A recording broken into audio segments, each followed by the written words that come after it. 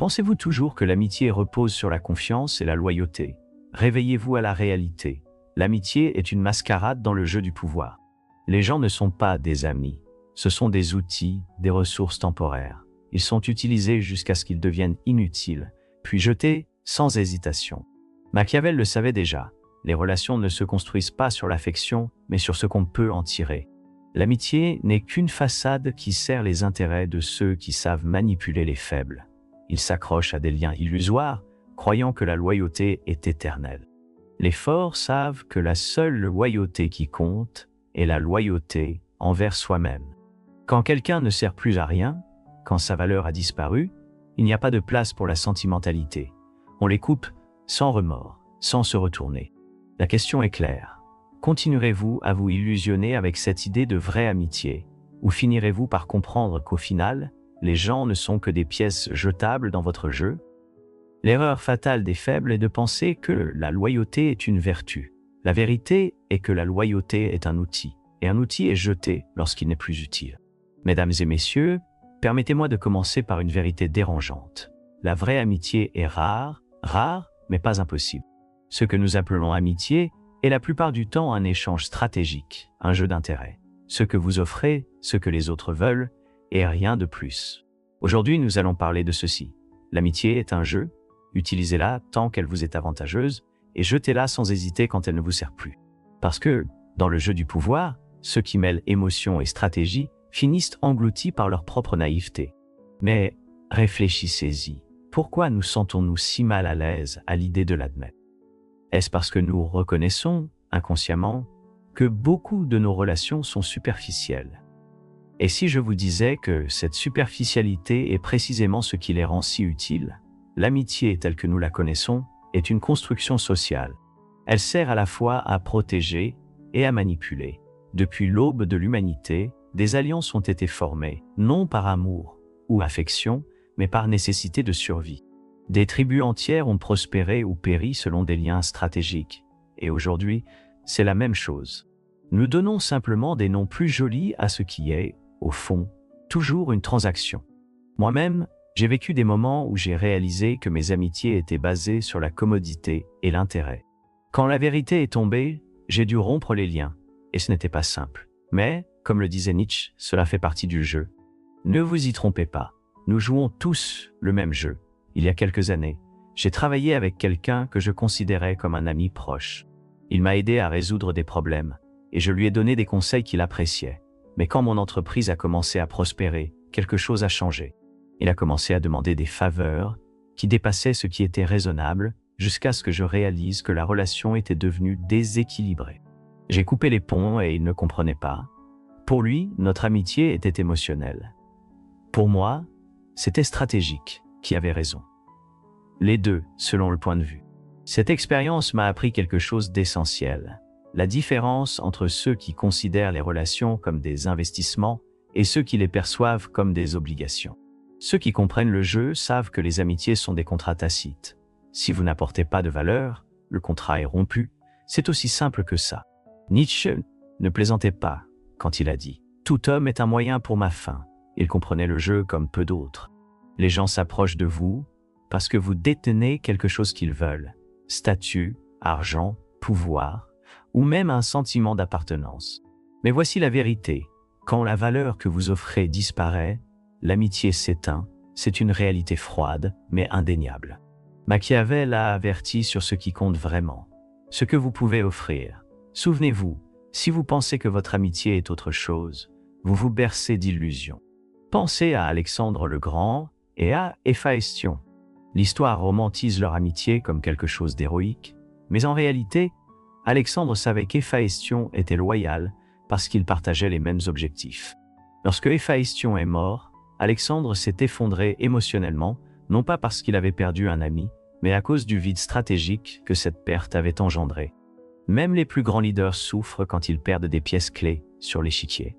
Mais Heinz va plus loin.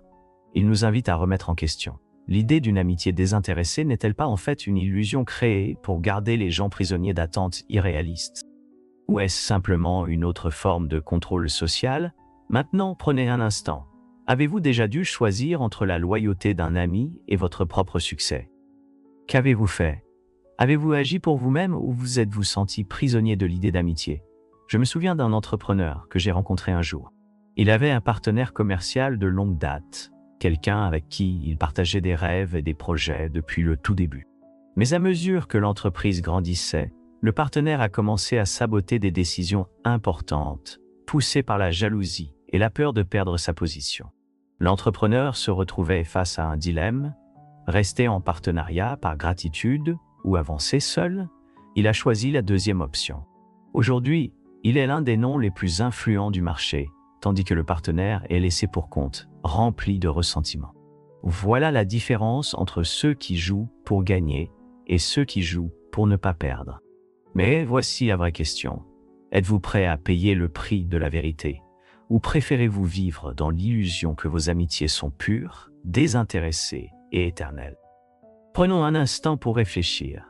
Combien de fois avez-vous vu ces amis disparaître au moment où vous n'étiez plus utile? Combien de loyautés se sont évaporées lorsque les intérêts ont divergé? Il n'y a pas de vérité plus grande que celle-ci. L'amitié est un contrat qui existe seulement tant qu'il reste bénéfique. Les entreprises forment des partenariats stratégiques et les rompent quand ils ne sont plus rentables. Les politiciens font des alliances jusqu'au jour des élections. Et sur les réseaux sociaux, ne vous laissez pas tromper, les abonnés ne sont pas des amis, ce sont des moyens de validation ou d'influence.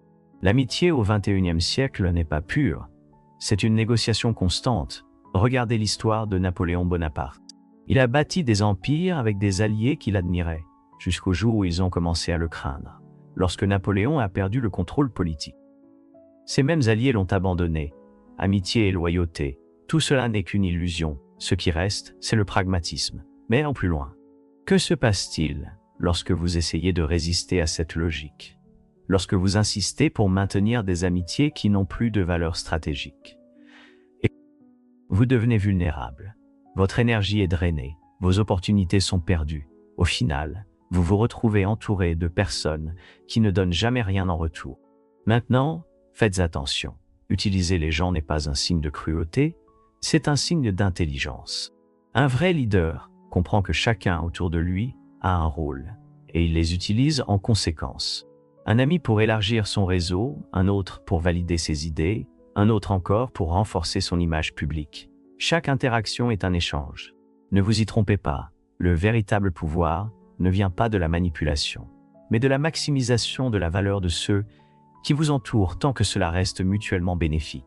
Imaginez un réalisateur. Il a besoin d'un scénariste talentueux, d'un acteur charismatique et d'un producteur visionnaire. Chaque professionnel contribue au succès du film, mais aucun d'eux n'est là par pure amitié. Ils y sont parce qu'ils y voient un intérêt personnel. C'est l'équilibre parfait. Tout le monde y gagne, mais personne n'est dupe des intentions de l'autre. Voici le problème. Pour maximiser la valeur d'une amitié, il faut comprendre ce que l'autre personne désire, de l'argent, de la reconnaissance, une sécurité émotionnelle. Quand vous savez ce qui motive quelqu'un, vous pouvez offrir exactement ce dont il a besoin, et en retour, obtenir ce que vous souhaitez. C'est une danse soigneusement chorégraphiée où les deux parties tirent profit. Voici l'astuce. Lorsque vous entretenez une amitié au-delà de son utilité, vous devenez vulnérable. Un véritable maître du pouvoir n'hésite pas à couper les liens quand ils ne sont plus bénéfiques. Ce n'est pas de la cruauté, c'est de la stratégie. Vous coupez sans culpabilité, parce que votre survie et votre succès en dépendent. La loyauté est négociable, le succès, lui, ne l'est pas. Et quand un ami devient plus un fardeau qu'un atout, il est temps de lâcher prise. Pensez à Henry Ford. Il s'est entouré de collaborateurs brillants, mais savait aussi quand les remplacer. Quand quelqu'un cessait de contribuer à sa vision, était-ce cruel? Peut-être, mais c'est cette lucidité qui lui a permis de révolutionner l'industrie automobile. Maintenant, voici la leçon finale. Savoir quand couper les liens ne consiste pas seulement à éviter une amitié toxique, c'est aussi faire de la place à de nouvelles connexions et opportunités.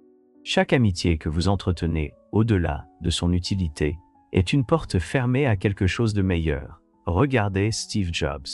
Il a formé et écarté des alliances stratégiques tout au long de sa carrière, sans hésitation.